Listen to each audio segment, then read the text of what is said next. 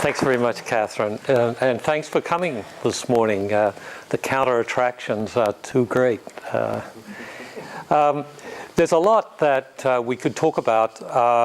I have put to the end of the PowerPoint some slides that are on authentic inquiry, which is one of the methodologies that we use, multi-level analysis, which is something else that pervades our work.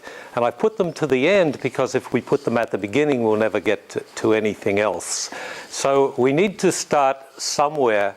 And I just want to give a little kind of gloss overview on the way that we've been thinking about learning probably for the last 20 years in our program. The theoretical frames probably are grounded a long, long time ago in Piaget, and after that in the radical constructivism kind of era in the work of Ernst von Glasersfeld. And then as we came into the sociocultural realm by Schutz, Schutz's work greatly influenced the way we started to think about something, but nothing really influenced us as much as the post-Bourdieusian work of W.H. Sewell, Jr., who was at the University of Chicago. And in 1992, he wrote a very, very influential article that was published in a sociology journal on agency and structure. And when we came across this article, we reframed the way we were thinking about learning, and we started to look at learning in terms of cultural production. And there are implications once you start to take a stance like this. And the key things here, the sociocultural frame is post-Bourdieusian then, it's William Sewell-esque. We see learning as continuous. If you're living, you're learning. We see production as consisting always of transformation and reproduction. And this is a Schutzian idea that every action is unique. And so to talk about transformation at a micro level, every action is transformative because every action is different than what preceded it, although it bears somewhat of a family resemblance. And you've come across this idea in the literature a lot. Some of the dialectical relationships that turn out to be a bit important for what I'm going to talk about today. Learning occurs continuously, and some of it we're aware of, and most of it we're not. Some of it is intended, and most of it is not. But all actions are both intended and unintended. So you have parts, if you will, of a whole that have these dialectical relationships.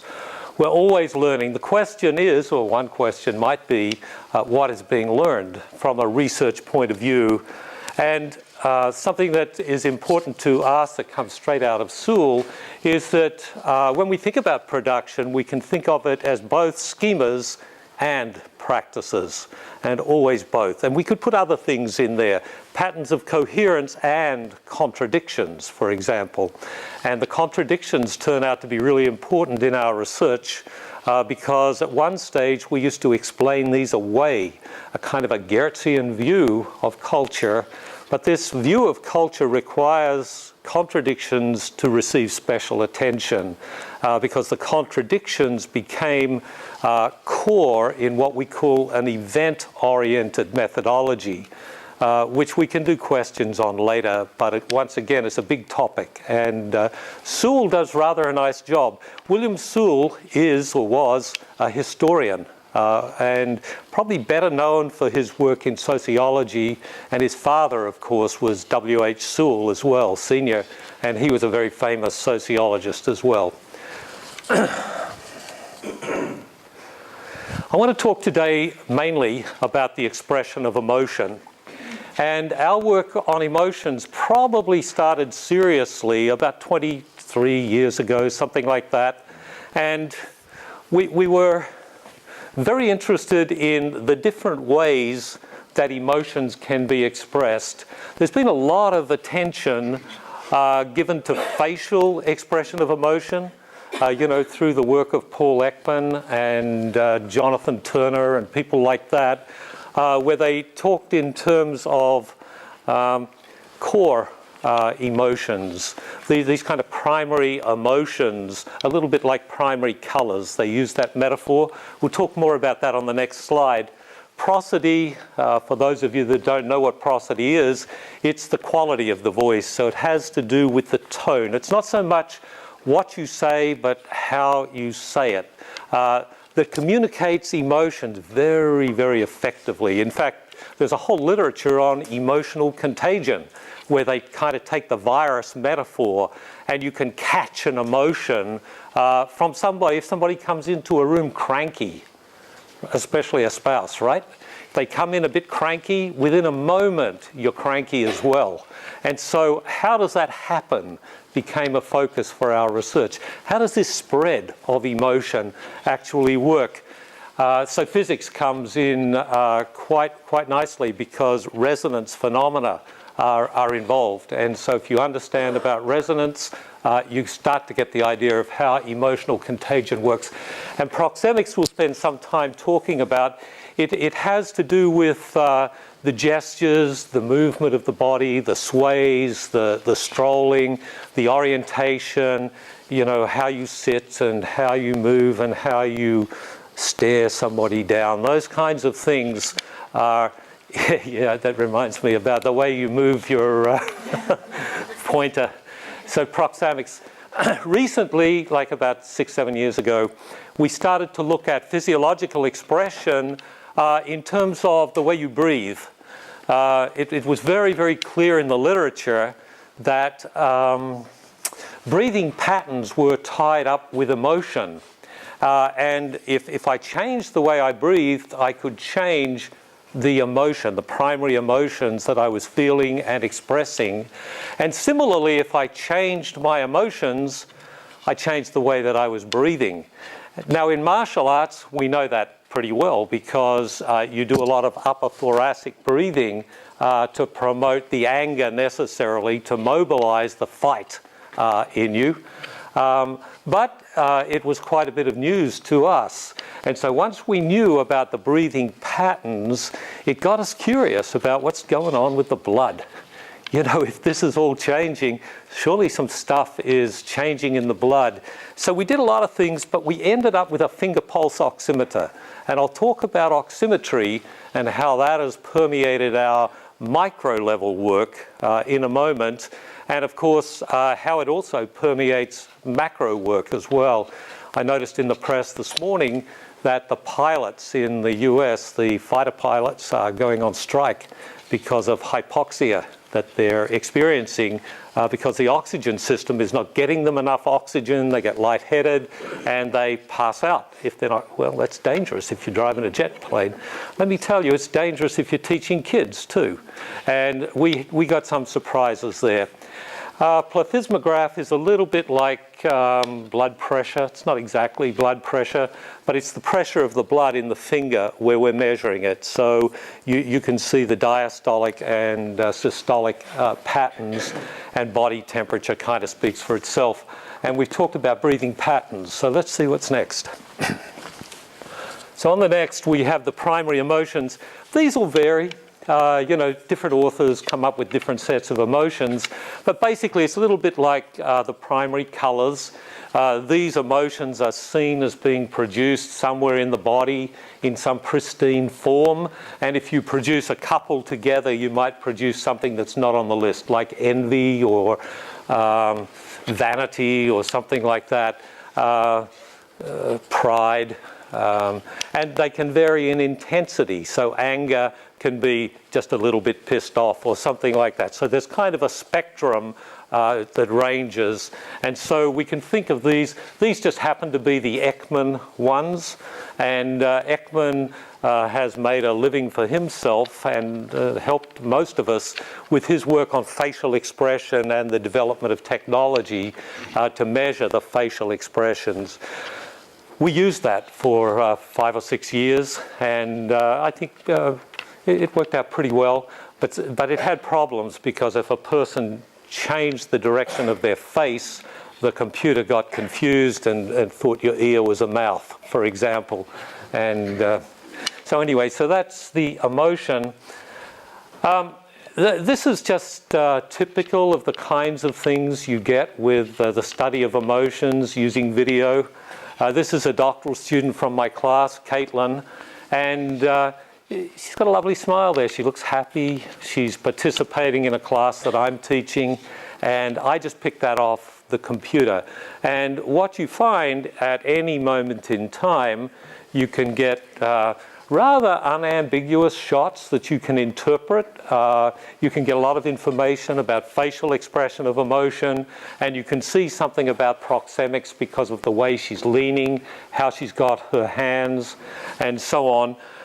This is a student from a study we did at Brooklyn College, a prospective teacher, and she was talking about her grandmother. And if you've been studying Ekman, you'll see there's a lot of pride there. Very, very close to coming out in tears. And so within a couple more slides, she's crying. And so you see a lot in the one frame. You see a lot more if you watch the frames frame by frame by frame, which is the basis of microanalysis when we talk a little bit about microanalysis in a moment. And in this case, you can see she's speaking, she's looking contented, her eyes are up a little bit, so she's probably accessing her imagination a little bit. And is she praying? I don't think so. But she's engaging her fingers with one another, and that turns out to be fairly important in our work as we go along, because it's very reassuring. If you put your hands together like this, you might be praying to a god, or you might just be relaxing your whole body and harmonizing a lot of things that need to be harmonized.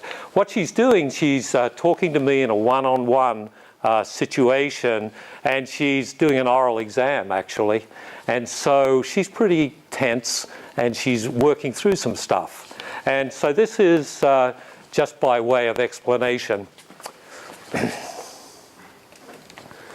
The polyvagal theory is something that turned our research project on its head again.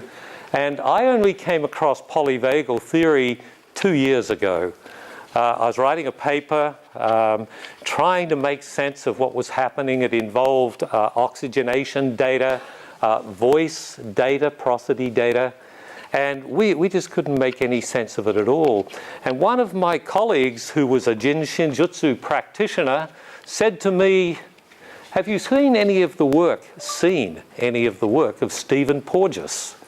P-O-R-G-E-S, Stephen Porges. And I said, never heard of him. And she said, I think you should look it up. I think you'll find it interesting. And she gave me a YouTube video to watch. Wow, the guy's talking about the vagus nerve and the evolution of the vagus nerve. And of course, if you've read any of Darwin's work, you'll notice that Darwin was pretty taken with the vagus nerve as well. And then it kind of got lost in the medical literature. And the thing that was really key about this is that the vagus nerve has two parts to it. You could call it the left and the right. This is a bit of a gloss, but let's call it the left and the right. And it starts at the cranial nerve. It's the 10th of the cranial nerves. And it comes down through the head and exits just here at the bottom of the skull. And then the left comes down the left part of the spine, and the right comes down the right part of the spine. The key thing is that the right vagus, which is called the smart vagus, is highly evolved, very fast, has a myelinated sheath, and it moves the neurons quickly through the body, and it attaches to the facial muscles. It controls all of the facial expression of emotion, and it attaches to the ear.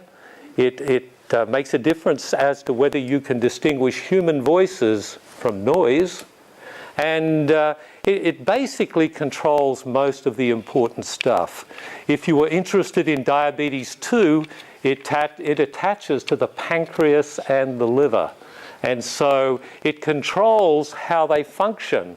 So you would be thinking straight away, wow, my vagus nerve needs to be in good shape, especially the right vagus. Now, the left vagus is the reptilian vagus, the one that got away. It stayed in our body, and it didn't evolve over all of these thousands of years. It's not myelinated, and it's the old-fashioned fight-flight vagus. And it switches, your body can switch from primarily right vagus to left in conditions of low oxygen and high pulse rate. Now this turns out to be pretty darn important if you're a person that puts yourself in a situation of high pulse rate, low oxygen. Did you ever see Mick Fanning, the surfer on his surfboard?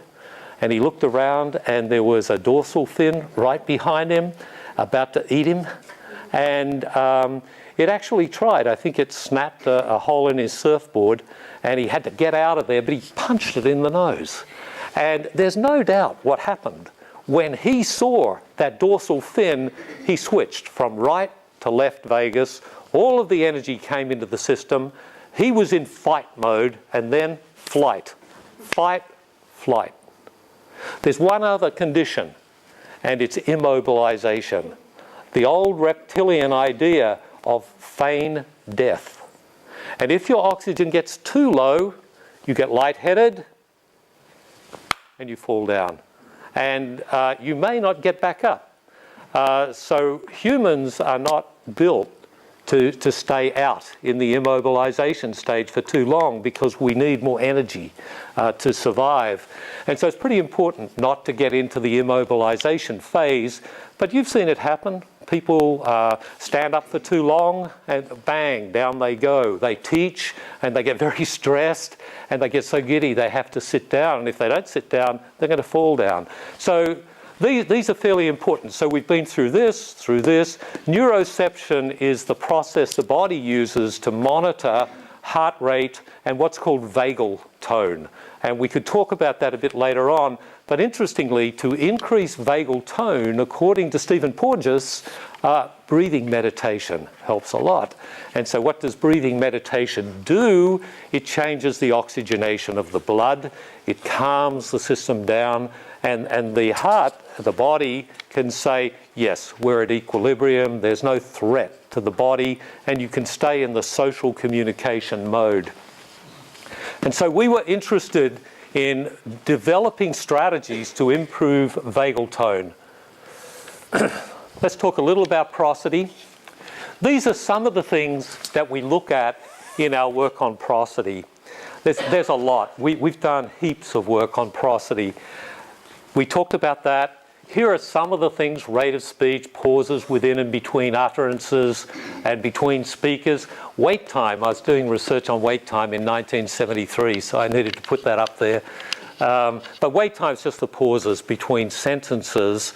And obviously, it makes a big difference to the interaction patterns that occur, whether they're in a classroom or somewhere else. Variation in loudness is a part of quality. Frequency, we can look for peaks and troughs. Variation in the power of the wave in the air sounds like physics, right? We can look at that. The intonation on words and phrases. Audio bridges. It turns out that if we're in a conversation and I'm speaking and the next person to speak is Michael, when he speaks, he will automatically adjust loudness and the frequency to form a bridge. He won't speak above, he won't speak below, unless he's trying to establish a power imbalance. And then you could go either way. And so the research has been very, very interesting on this. The kids in the urban classrooms were skilled. They were like mistresses of being able to match the frequency, and usually spoke under. They spoke lower and less shrill, lower frequency, lower amplitude. The teachers were just pathetic. They always spoke over, always spoke over. The signal is, I am going to control you. And the kids' signal back is, like hell, you're going to control me. And so it escalates out of control very, very quickly. And so these are the audio bridges. And the emotional resonance is very, very important. And what we're finding with emotional resonance is the pattern of the voice starts to get your emotions changing. So there are some voices I find aggravating. It just makes me aggravated, and before you know it, I'm breathing differently and I'm getting more aggravated, and then my voice is going to sound just like the voice that was making me aggravated. And again, it spirals out of control. In the paper we did recently with Donna King, she was teaching, and oh gosh, I thought, I can't bear this. Listening on the tape over and over and over again, I was getting so cranky. And I say to myself, what is making me cranky? And I realized it was the staccato effect of her voice. It was like on every vowel toward the end of a sentence, it was very nasal and loud. And so we extracted these and we played them to people, and they would, ooh. Even Donna found it a bit aggravating to listen to. And what we found was she was running out of air. As the oxygenation of her blood went down toward the end of a sentence, her voice became staccato type. In other words, the vowels were being produced in an aggravating way, and it was tied in with the oxygenation, which is tied in with the way she's breathing. So we became very, very interested in how is she breathing, and that's why we needed polyvagal theory. So this is just the kind of thing you get with a program. It's free. It's called Pratt. Has anyone used Pratt besides me? P-R-A-A-T. Very, very powerful software. They keep it up to date. Every week there's a new version that you can update your software. But basically, this is just the energy of a very short statement. You can see this is 1.76 seconds long, so it's not a big segment here. But it just shows you the variation of the energy. And this is a pause, no sound, that's just background noise. And you can see that's a pause of about 0.3 seconds. And so that's just in a little utterance, just so that you get an idea. Down here, this is showing the distribution of energy in the sound. So if you come to here, see all this black stuff here? What that's showing is that it's ranging from 170 hertz up to 5,000 hertz with a fair amount of high frequency or high energy in there. So that is a high energy sound. And the danger with that is that people are going to hear it a long way away, and it's going to sound a bit metallic because it's 5,000 hertz is very high. And so once you see there's a lot of frequency there, here there's not so much high frequency stuff. There's a bit, but not much. Here there's a lot more. And so these are the things we're looking at when we look at the energy of the wave in the air using Pratt. This is the same thing, and here I'm looking at the loudness, and so you can see that in decibels, and you can see the decibels. This is it here, 100 decibels up here, 14 is it, and in here looks to be about 50 or 60 decibels. And so there's a bit of variation. Down here where it's silent, there are no decibels, and over here. The blue is the frequency. And so this is the fundamental frequency for the physicists. And you can see it's a fairly flat experience as far as frequency until the end, and it's probably a bit of a sentence like, really? Really? You know how you go up like that? That seems to be what's happening there. So that's Pratt. Now, just quickly, emotions expressed proximically. And we talked about those before, but I didn't mention these ones here. Well, I didn't mention that either. But interactions with social artifacts. The social artifacts might be something like this stick. You know, I'm fiddling with it, and some of what I do is conscious and meant to be humorous, and part of it I'm just fiddling with it. I have no idea what I'm doing. And, I'll be touching that as well. Interestingly, I'm touching my body as well. All sorts of touches and holds are going on without awareness on the body. And these probably have a function that we're interested in knowing about. Touches, holds, and strokes, and the extent to which they can ameliorate emotion. That's been something we've been studying now for 5 years or so. And it turns out to be very, very interesting. As I'm looking at you guys now, each of you has your hands and your what are these elbows? Your elbows on your body in various ways, holding bits and pieces, fiddling with your thumbs, and touching here, touching there. I saw someone the other night, my friend, with your hand over here, bit of tension in the neck, you know, relieving the build-up of pressure in the neck. And so these things are very, very important to us because it happens automatically in social life. And so we've been looking at that using video, and I'll just spend a bit of time on that. How are we going with time? Yeah, you have 25 minutes. Good. I need at least that. That's great. Yeah. This is at Penn Station. You know, I got nothing better to do when I'm waiting for the train, so I just take movies. And the people at Penn Station, these two caught my attention because it's been a long day in Manhattan. You know, they've got their hands back like that. They're doing that. Hands right on the hips. Who does that a lot? Yeah, you do. Oh, but athletes, right? So if you've just run a mile and you're finishing up, your hands go to there. If you're really gasping for breath, sometimes your hands will just go to there. And so this is something that people do without conscious awareness, and it's universal. It goes across countries, even goes across species for that matter.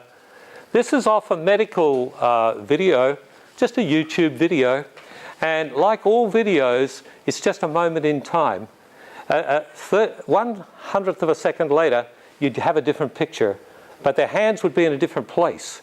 It's not that they wouldn't be touching, they'd be in a different place. This is the teacher at the Newark Hospital, Newark Hospital in New Jersey, Newark, New Jersey. And he's got his hands here, and this is fairly interesting in terms of what it does to the energy flow in the body. This is something you may not even believe in. This is the flow of qi in the body. And so you may not believe it, he may not believe it, but he's put his hands there, not me. And if you put your hands there, it's going to control vagal tone. So that will do a lot to change your vagal tone. And we know that because we study that. If he was wearing a finger pulse oximeter, he would be controlling his heart rate and the oxygenation of the blood rather nicely. The little bone here on the outside is very, very important in terms of controlling some aspects of how your heart operates. Talk more about that later on. This guy here is holding just above his elbow, and that's similar to holding the back here, right on the shoulder blade, and it changes a whole lot of things. Easier to hold here, right? And so when you're just doing it without much thought, holding here. A lot of people this morning have been holding here. I've been watching. And so you'll see people, they just touch for a while and then they go on and touch something else. And so this is going on. But look at his ankles here. They're crossing just at that part there, which is another really important point on the stomach energy flow and the spleen energy flow. This person didn't know she was being videotaped, but she's obviously clutching the inside of her thighs there. You'll see people will have their hands here. Very important parts as far as the movement of energy in the body is concerned. Here's a case in point where the guy's got his hands there. The crossing of the knees crosses just there and under there, which are two very important parts of keeping the energy flowing. There are 12 different meridians, and if the meridians are not all balanced, then a lot of things can change, including emotion. So our interest started out being how to control emotions. How do humans control emotion in the regular conduct of everyday life? And we think the touches and the holds and the sequences of holds that you just do subconsciously make a big difference. So that's what we've been up to for a while. So we could look and get different pictures, as I said. This is a conference. Catherine was at it. and it was in Luxembourg. This is Alberto Bellocci having a hard day, and he's got his hand right here, which is extremely important for bringing the energy up the back and down the front, both. Very, very important, and diagonally. If we had a better shot, you would see his knees are also touching one another, and it facilitates the crossing from left to right and right to left of the energy flows. This guy has his hand right here, which is amazing if you have allergies. You know, you can just put one hand here and the other hand here, and your allergies will go away right away. You wanted to know that, didn't you? So, and you see Kath Milne over here with a hand, similar place, and I can't quite see them, but this young lady here, your co-author on the book, Cassie, I believe, has her hands both sides of her face. And these are just examples, again, of the touches and flows that we're starting to see. Some closer pictures back to our familiar characters from the doctoral class. Caitlin was just about to start defending a position that she had, and interestingly to me, she's probably holding this finger here. And this finger here is associated with the emotion of fear. If you're afraid of something, you can ameliorate the fear by holding that finger, or that one. It's also associated with dental stuff because it comes right up, the flow comes right up past the teeth.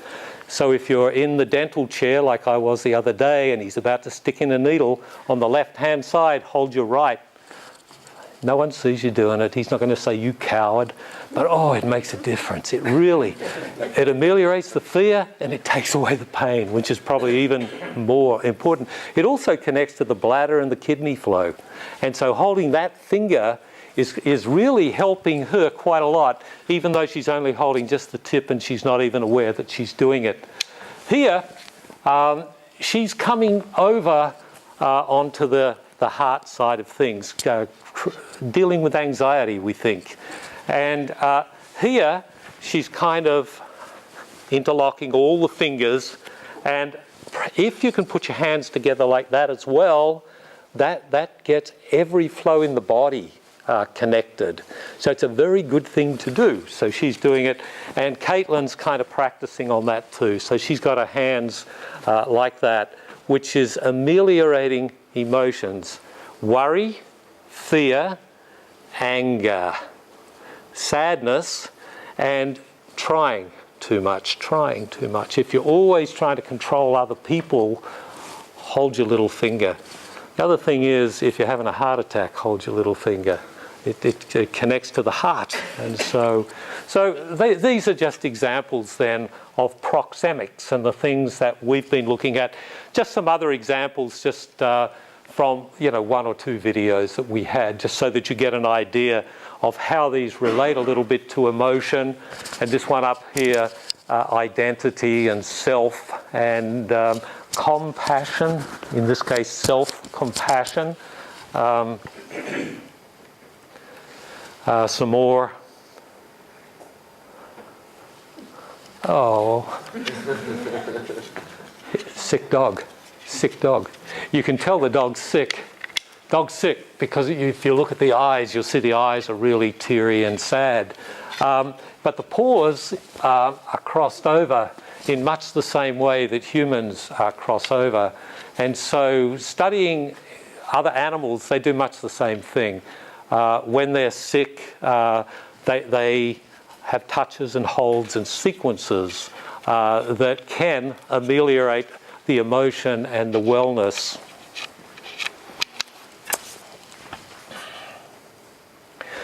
So the finger pulse oximeter, since I've talked about it a few times, that's it. It has a dial there that gives you the stuff as you're teaching, and it goes by Bluetooth to the computers, or it can go onto a little chip in the oximeter or both. And this is just like a thimble, you would put on when you were sewing to protect your finger. But if you put it on that finger, it sends out an infrared pulse that penetrates the skin and it gets absorbed by the blood, and it gets reflected. So both absorbed and reflected. And then there's a detector to measure the signal as it comes back in. And so you measure this 3 times a second. So we would get measurements 3 times a second, and it's coordinated by GPS, the time. And so you can get a printout of the time versus variation in each of those 3 variables I talked about before. Pulse rate, blood oxygenation, and plethysmograph. We get a signal like this, and you can see this person's going well. 97% for blood oxygen is about 2 standard deviations below where it needs to be, actually. 98 is about normal, standard deviation about 0.5. And so this person isn't about to faint. Looks pretty good to me. 57, low pulse rate. So operating well is probably sitting down relaxed. And this is the variation in blood pressure. So we're basically looking at blood pressure there, but as it's measured in the finger. And so we get that every 3 seconds in numbers, and we have that signal continuously. The thing that really struck me about this, we had no idea what we were going to get when we got it. When we got this and we started to do the research, and we were doing a study at Brooklyn College, and it was just our class, our own teaching, and we were using co-teaching. You would expect us to do co-teaching because we've studied co-teaching for 20 years. We had the students up doing co-teaching, and Konstantinos Alexakos came up to me and he said, quick, come and have a look at this. Come and have a look at this, and her blood oxygen is 60%. When do the oxygen masks come down on the plane? Do you know? Yeah, 92%. If you get to 92, the oxygen masks come down. And if you get under 90, you're in trouble. She's teaching in the 60s. And you think, oh my God, what are we going to do here? So we get to her, and we have her do some breathing on the side, some meditation, and her pulse rate was, 160, 170. When do you have to turn off the machine? Long before there, right? If you're on the treadmill and they say if it gets above this, turn it off, unless you're an Olympic gold medalist or something like that. And so we started to get data that were showing that this varied a lot. As you're watching it, one breath and then talking made a big difference. So at the beginning of the breath, you kind of oxygenate up, and at the end of the breath, it comes down. The energy of your sound is getting lower and lower and lower. The frequency of the vowels is getting higher and higher and higher.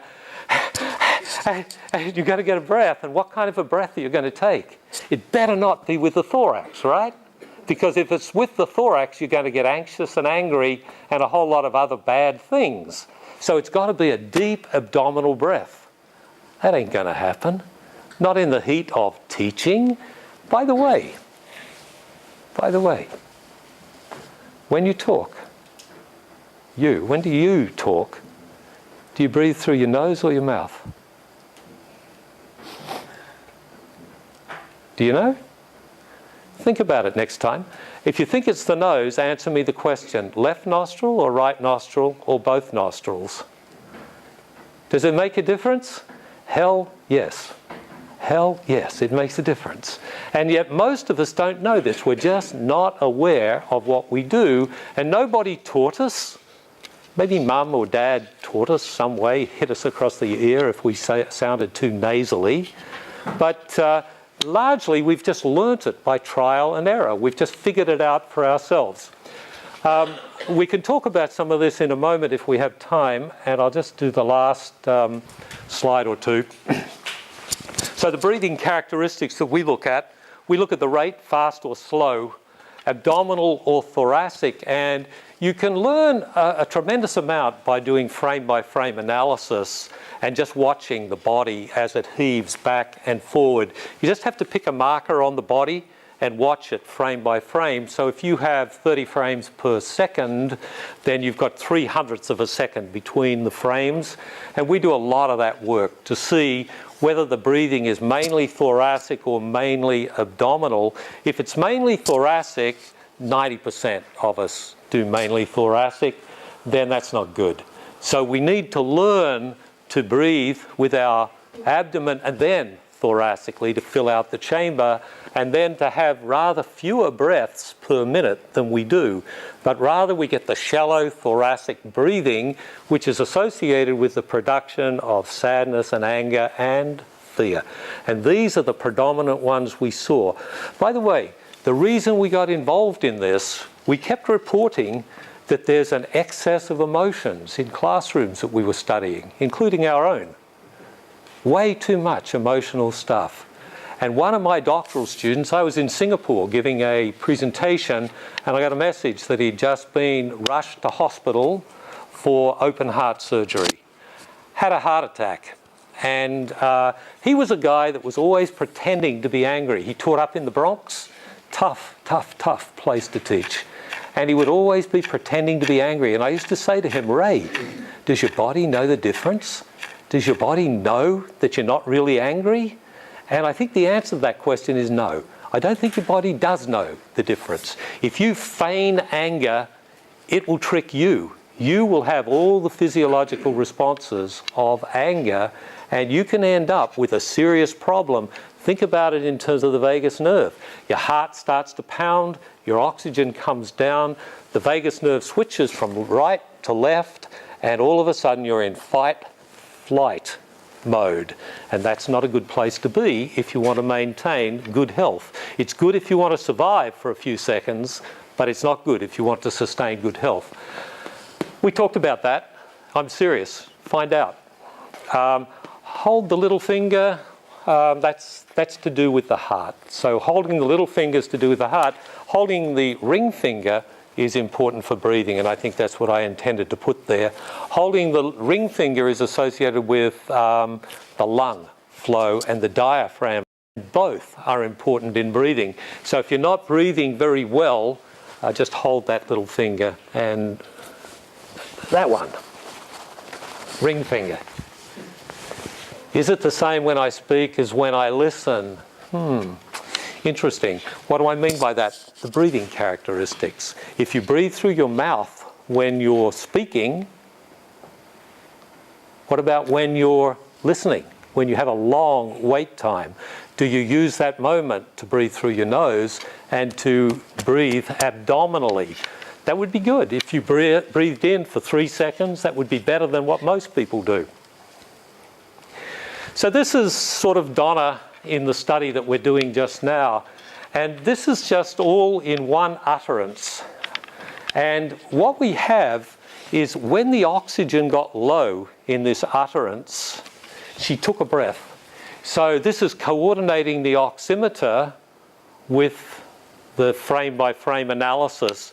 And it is the moment where talk has finished and she's taking the breath. You can see the commonality there. It's not a good shot, and I apologise for that, but it's the best we had. I mean, she was some distance away, and we didn't know we were going to be studying this. It just emerged. And we sent this out to 100 or so folks just to see what they thought. Every one of them sees something on the fear spectrum in the face. And so the body is perhaps communicating a sense of danger, and you're reacting with a big gasp when your oxygen gets way low. Now, way low for Donna would be in the 80%. Definitely beyond being on the plane and having the mask come down, but nowhere near to the 60% that I think is catastrophic. That's going to create really some medical problems.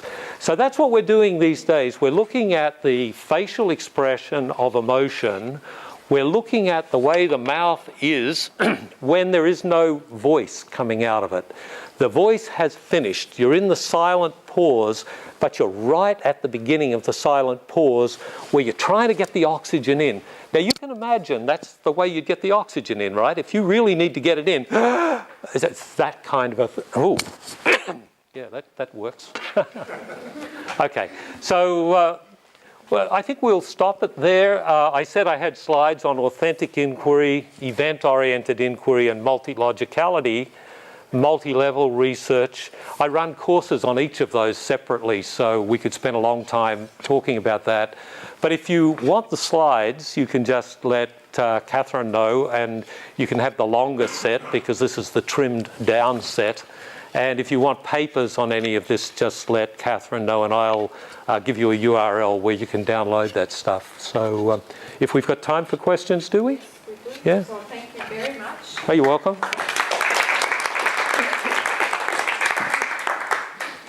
Yeah. So I would like to ask you to utilize the opportunity and ask a few questions. I'm wondering about the accumulation of microanalysis in relation to macro events. Is that a problem? Is it a kind of, I'm thinking about kind of arguments around physicalism, yes, and reductionism. Yeah, yeah. And are there events that take place at a macro level, socially speaking, that aren't necessarily accessible by microanalysis, for instance? I mean, that might be one consequence of what I'm saying between the micro and the macro.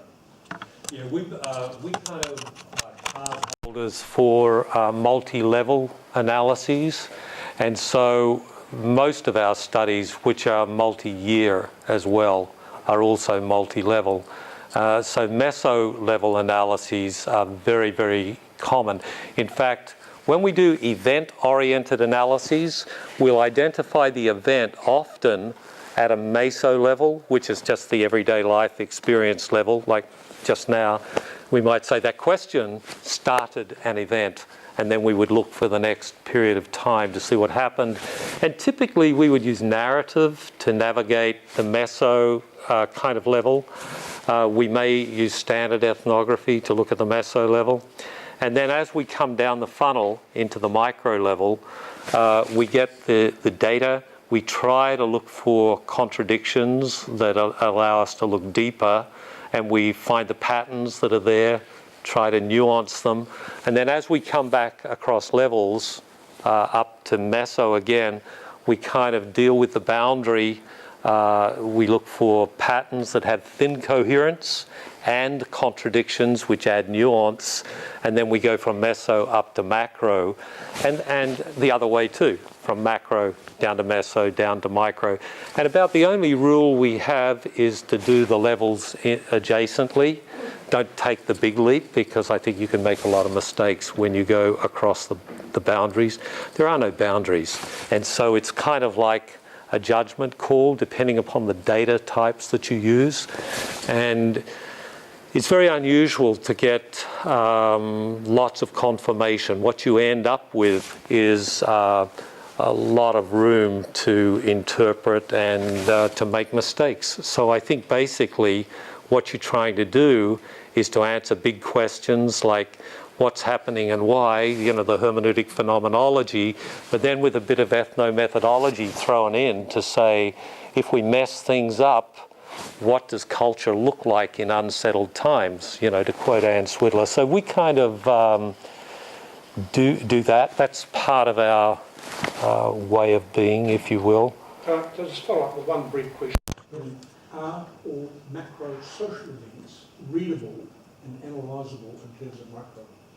I mean, if you had the time and whatever, you could read at a micro level the causal factors that make macro events, social events. Well, Randy Collins, I don't know if you know Randall Collins' work.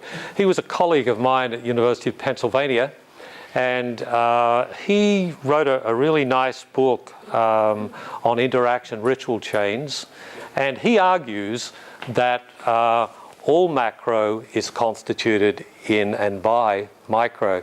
I actually disagree with that. I think he's a great sociologist and he's very much influenced our work, but he doesn't have in his theory any space for contradictions. And I think when you bring patterns that have thin coherence and contradictions, in other words, if you sort of say Gerrit's had it wrong 180 degrees, then you're in a different ballpark when it comes to that question. I think that the contradictions are inherent, and anything you do to take away the contradictions and to strengthen the patterns will introduce new contradictions. And so you end up with a crisis of representation. You're never going to know it all. And so you just do the best you can. You know, you kind of swirl around, and as you go, and this is where our authentic inquiry comes in, it's kind of an adaptation of Guber and Lincoln's fourth generation evaluation, which we've been using now for as long as they created it. Basically what you're trying to do is to improve and change practice from the perspective of the practitioners. And so anything you learn is not seen as essentialistic. It's seen in a flexible, nuanced kind of a way that folks can take it or leave it, adapt it in some way to suit their own practice. And of course, acknowledging the old Heideggerian fascist way of thinking about the world that you learn by being in with. So, I mean, I think that's a very powerful, we call it ripple effects, so that as I change, whether it's a conscious change or not conscious change, my being in the world is very, very different. And so those with whom I interact experience a different me. And so to successfully interact with me, they need to be different as well. And so you get these ripple effects, which I think are very, very powerful. And then you don't have to put everything that you've learned into language. And so I think it kind of, but remember, it does reproduce the macros. So I think that, you know, a lot of criticism we get from good friends who are philosophers, like Hee Soon Bai, for example, critiques our work on mindfulness and meditation by saying you're taking one part of the Eightfold Way and you're kind of taking it out of context. And I think she's probably right. But on the other hand, that's not why we took it. We kind of took breathing meditation because of the work of Porges and the fact that we didn't want teachers going in for open heart surgery. And so what we want is to educate people so that they know how to ameliorate emotion if, when, and as necessary. And these simple little things, that's kind of easy to do. If you're a bit afraid or a bit worried, you can't sleep at night, grab your thumb. You know, the worst you can do is get pins and needles in your thumb. And the best might be really good. So, anyway. Yes, sir? Talking about detractors, do you have a lot of detractors from psychiatrists, brain surgeons, neurologists, and so on? Yeah, I don't talk to detractors much. But yeah, I think so. I think, you know, that I've been around a long time now, and we've been doing things that are a bit against the grain. As a physicist, you know, doing qualitative work was seen as an anathema for a while. People did not like qualitative. People do not like non-empirical kind of work, and we do both. And then when you get to the alternative ways of thinking about wellness, some people in the medical industry would describe what I do as quackery. And I think that's fine. You know, but they don't have to take medication, and it seems to work pretty well. And that's basically where we're orientated toward. We try to create toolkits based on what we learn so that people like you, if you wish, can use them when you feel it's necessary in an adapted way. And so Mario Deng is a heart transplant surgeon who was in New York City at Columbia. He's now out at UCLA, and he heads the big heart transplant program there. He's very, very open to this. And that's what I'm much more into. The people that are going to embrace it. I learned about Jin Shinjutsu at Morristown Hospital, where it's offered as an option pre-surgery and post-surgery, not as an alternative to surgery, but as an option before or after. There are people that would argue, don't have that surgery, it may not be necessary. But I'm not going to be one of those. That's a dangerous thing to say. Better to work with in a complementary kind of a way. But the answer is yes. We do get a lot of criticism, and that's okay because it's been going on ever since I came into this game. In science education, as Catherine said, it's been dominated by positivism, still is dominated by positivism and reductionism and essentialism and empiricism and a whole lot of other isms, right? And so we just try not to take ourselves too seriously. We try to learn and we try to be educative as much as we can. Rather than being pedantic and saying, you have to hold your hands that way, we just let you hold your hands that way because it kind of works. Does that kind of get to your point? Yes. Yeah, Linda. Oh, thanks very much, Ken. I find this particularly interesting because I had a recent episode where I had to go and visit a cardiologist. I have bradycardia, I have very slow heart rate. And Michael had to take my class one day. There's the best excuse out. I nearly fainted. And I've got this app on here which does exactly what you're talking about. It's a heart rate app. And I can press it and it will bring up the light. Where are we? Oh, it does, I don't need to do it. And it will tell me what my heart rate is at the moment. And I have it recorded on here. And in this era, having this is very interesting. Now this app is within 2 points of what it will be at my GP or at my cardiologist. And one of the aspects that it was showing is that even though my oxygen rate was quite good, 48 to 53 is a little low for a heart rate, unless I was an all black, super fit, which clearly I am not anymore. So he changed a little bit of medication, so now it's in the realm 56 today. I just checked it when you were doing this, because I was very interested in that oxygen... Yeah, oximeter. Oximeter, yeah, which is very similar to this kind of thing. And it made me start to think, I mean, this was just a little episode, and now my rates are good. But I thought, gosh, if people are really, and I'd had a virus and you know how it goes, and I thought, you say about teachers in a class, if we actually, and those monitors are not super expensive, I wouldn't think. The one we use is... experiment to see amongst us, what would our oxy monitor level, what would it be? And I never really thought of this before until you produced this. And not just for us, but what about for the students? And I thought this sort of experiment, and recently in China, in Jingzhou, they've got a whole lot of these new labs, and one of them was a stress lab, which of course had the nice massage chair, but it also had the oxygen monitor, it had the headphones, it had the other monitors, and then they were doing brain monitoring in another room and so on. So there's an interest developing in this physiological know thyself aspect, perhaps to some extent, and like the what is going on in our whole milieu of teaching, education, and so on. So I think this, you may say there's sort of people are sort of perhaps criticising, but the cardiologists and many of the doctors are now doing this. I mean, because if you've got a heart arrhythmia, they'll put a Holter monitor on you to check what's happening, how often that's going out of rhythm. And so I think it's really quite important for us to start to at least open our minds to this and see what we could do and what sort of experiments we could conduct to find out more. Yeah, we found... Yeah, they cost about $30 now at CVS. You can get these. They don't transmit or anything, but you get the signal right there on the wrist. And at Brooklyn College, they're using them in their teacher ed program. That's where we did the research.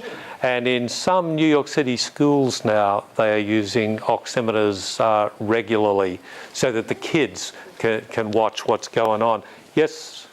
Andy. I fully get the breathing and the changing because I've practiced it, but what I'm interested to ask is what's your intuition tell you about the natural gestures that we make? What's the body doing there, and why does it get out of whack? Because for some of us it's a calming thing, and for others it's obviously works in the opposite way and we get out of hand. So Right. what's the intention? Well, the theory is an Eastern theory, and it's traditional Chinese medicine. So there are hundreds and hundreds of books, and I've read many of them these last bunch of years. Basically, there's a theory that when the energy enters the body, wherever it enters, it comes up the back and down the front, and that's called main central flow. And then from there, the energy divides into 12 meridians. And these meridians are associated with organs like heart and small intestine and liver and diaphragm and umbilicus and so on. Now, the energy can be blocked at any part along the flow.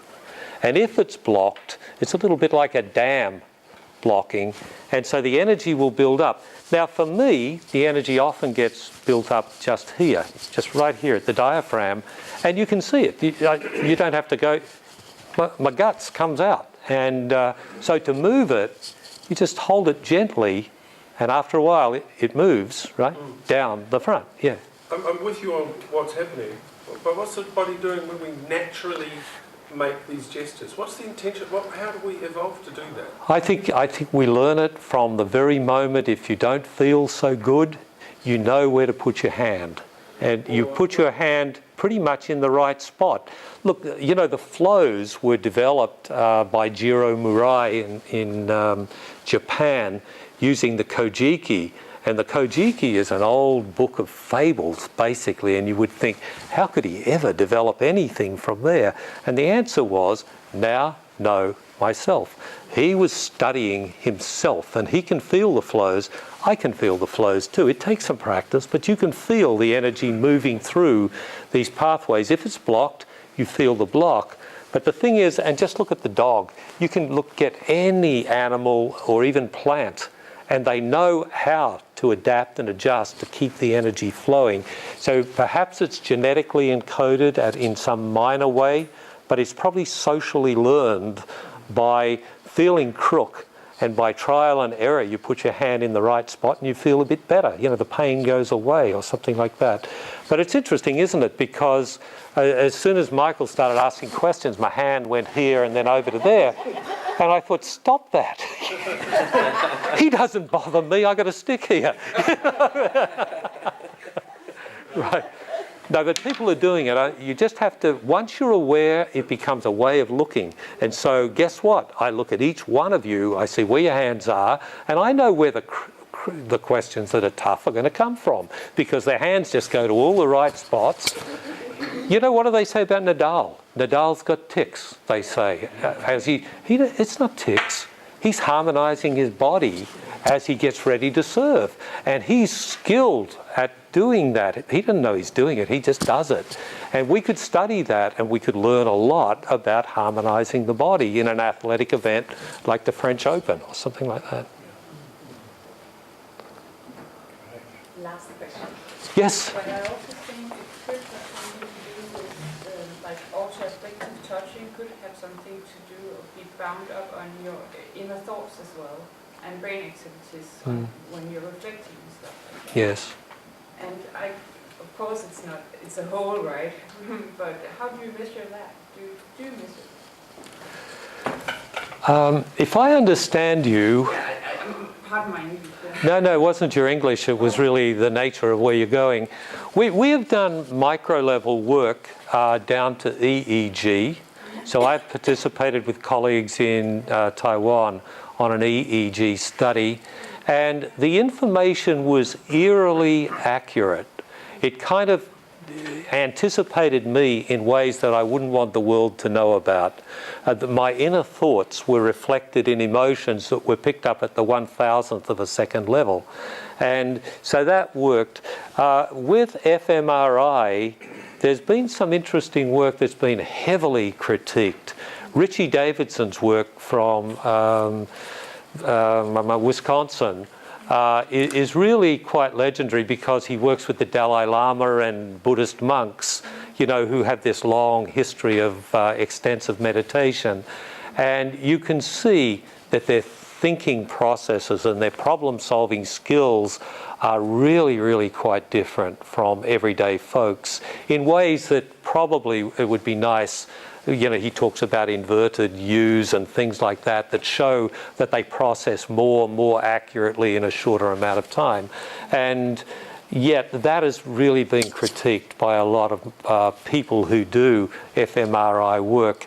Hard to know. He gets a lot of money to do this research, and we follow his work because it is interesting. For us, we're not macro like some of the philosophers are, but we, we try to pay attention to macro. But, you know, individuals try to change the way the assessment system works and things like that. That's not going to happen. A kid in the Bronx isn't going to change the United States assessment system. But they can perhaps change their health, you know, on a day-to-day kind of a basis. So we're kind of grounded there in providing, we call it literate citizenry skills, so that people, if you get a headache, you don't have to run off to the emergency room. You know how to fix the headache. You don't have to resort to medication. You can just touch here and it'll move the energy and take away some of the everyday things that take people to the emergency room. And that seems to me to be a liberating kind of a pedagogy. And to the extent that video can play a role, I think, what do we call it? Visual pedagogy has an important role in this. Whether you're a researcher who's just only doing research, a bit like me, or if you're a teacher, also like me, I teach one class a week, and every class is videotaped. So we can always go back and have a look at what happened